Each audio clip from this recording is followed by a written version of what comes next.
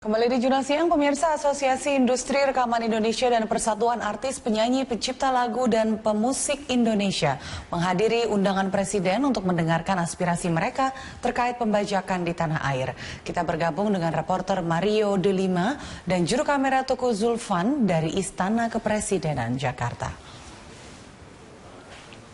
Mario, bagaimana hasil pertemuan Presiden dengan para insan musik tanah air hari ini?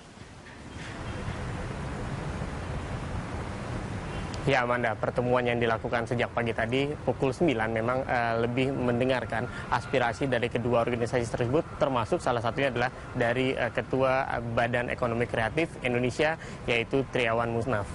Dalam pertemuan tersebut diberikan kesempatan kepada para artis dan juga Ketua Lembaga Badan Kreatif Indonesia untuk mengungkapkan apa saja yang mereka masih keluhkan terkait dengan adanya pembajakan.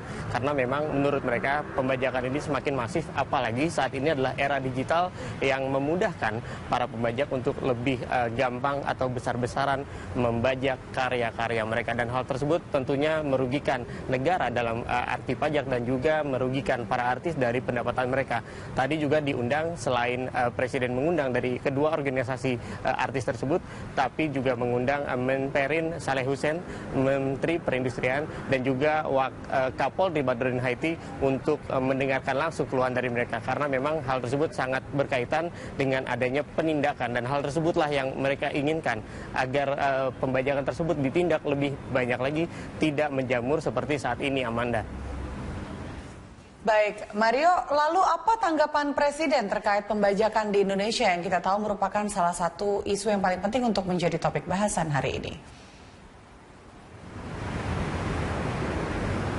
Ya, dalam pertemuan yang kurang lebih berlangsung sejam lebih itu atau hampir 2 jam, memang Presiden juga mendengarkan selain dari ketua-ketua tersebut, ia juga mendengar langsung dari para artis terkait dengan apa yang mereka alami. Dan Presiden kembali menekankan bahwa agar penindakan yang dilakukan tidak hanya dalam penindakan untuk mengatur penjualan yang dilakukan di pinggir jalan atau di toko-toko kecil saja, tapi Presiden meminta kepada mereka untuk memberantas atau menggebuk, dengan bahasanya Presiden, menggebuk mereka yang bermain secara besar-besaran atau mafianya, karena memang tadi Presiden menyamakan hal tersebut atau pembajakan ini tidak lebih dari pembajakan yang dilakukan dan dibiarkan terus-menerus, sehingga masyarakat maupun para pelaku musik merasa hal tersebut adalah hal yang biasa saja. Oleh karena itu Presiden meminta ada gerakan atau gebrakan yang keras, dan juga ia meminta agar hal tersebut akan dikomunikasikan lebih lanjut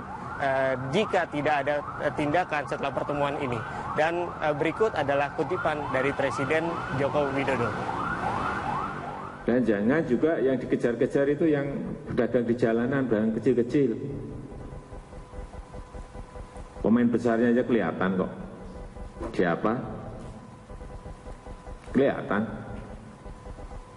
Saya tanya aja pasti tahu itu, Pak. Pasti nunjuk udah. Ya gebuk aja yang gede langsung.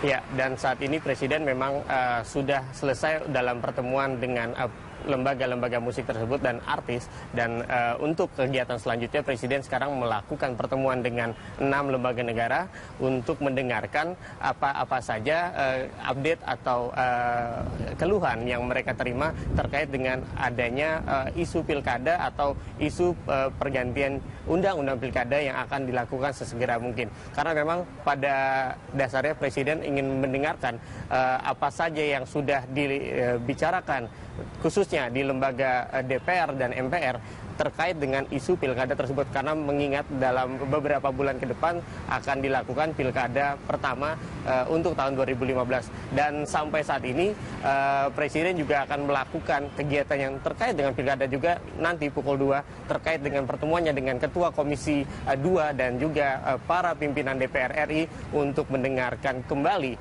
dari pertemuan sebelumnya ke pertemuan ini apakah ada kemajuan terkait dengan isu pilkada tersebut, dan kami masih menanti apakah hari ini ada keputusan terkait dengan adanya pilkada tersebut.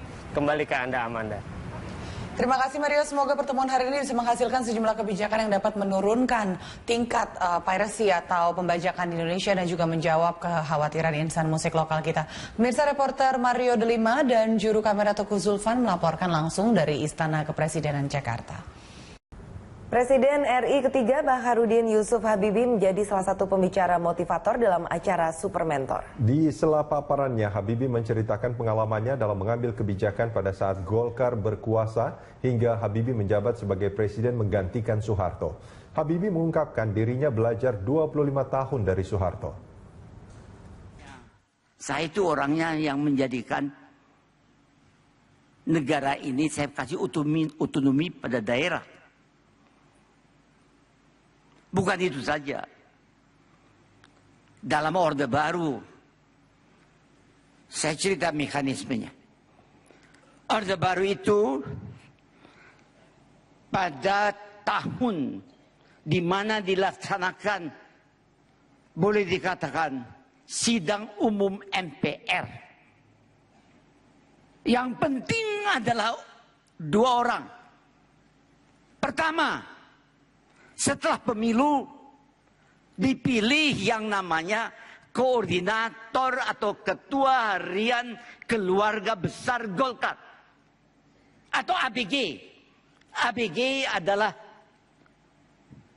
ABRI, birokrat dan Golkar. Ketua ini mempunyai tiap fraksi itu mempunyai namanya wakil ketua atau ketua pengganti. Dua. Jadi yang memimpin itu 7 orang. Yang menyusun kabinet adalah 2 orang.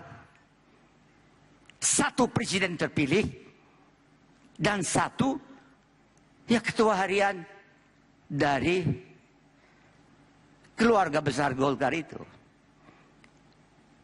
Anda bisa periksa. Kabinet pembangunan pertama. Koordinatornya namanya Jenderal Soeharto. Presiden terpilih namanya Soeharto. Soeharto dengan Soeharto ngomong sendiri. Menentukan siapa yang duduk dalam kabinet etc. Hei, zamannya waktu itu mengharuskan. Dia mempunyai wakil.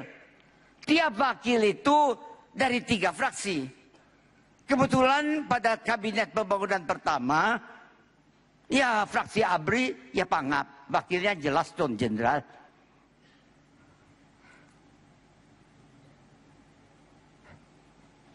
Fraksi Golkar, ketuanya seorang jenderal, Amin Murtono.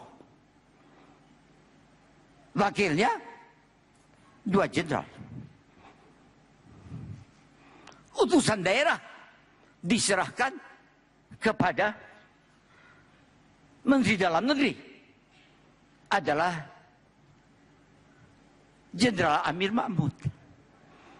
Jadi kalau orang membicarakan mengenai Dewan Jenderal, memang ada. Tetapi bukan seperti yang dijelaskan untuk komunis mental. It's not true. Saya tahu. Kenapa saya tahu? Pada kabinet pembangunan pertama, Soeharto dengan Soeharto. Kabinet pembangunan kedua, Soeharto dengan Soeharto. Kabinet pembangunan ketiga, Soeharto dengan Soeharto. Kabinet pembangunan keempat, Soeharto dengan Panggabean. Kabinet pembangunan kelima, Soeharto dengan Sudarmono. Kabinet pembangunan ke-6, Soeharto dengan Habibie. Saya tahu itu. Saya banyak catat. Kabinet pembangunan ke-7, Soeharto dengan Habibie.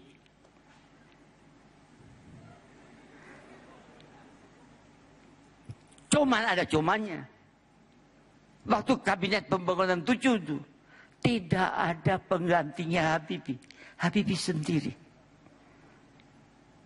Jadi waktu Tiba-tiba yang sudah dijelaskan bagaimana wakil presiden terjadi. Saya hafal itu. Saya lalui.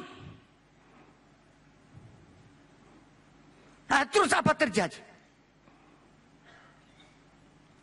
Waktu penghabisan pada kabinet pembangunan ke-7, itu Habibie tidak ada penggantinya sendiri. Tidak ada wakil. Konyolnya lagi dipilih jadi wapres. Tidak ada. Gila nggak pekerjaannya? Banyak. Ibu Ainun baru dioperasi. Saya dapat surat dari Profesor Ibu Ainun harus banyak res. Saya perlihatkan sama Pak Harto, dia bilang enggak, kita banyak masalah.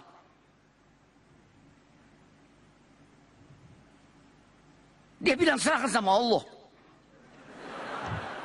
Hei, itu bukan suatu lelucon. He mean it. Saya sampaikan sama Ibu Ainun. Dia bilang, benar. Kamu nggak bisa melawan. Oke, saya terima. Tiba-tiba dia lengser. Presidennya Habibie. Wakil presidennya Habibie. Yang menguasai legislatif. 87% adalah keluarga besar Golkar. Yang menguasai Habibie sendiri. Saya tidak menyalahgunakan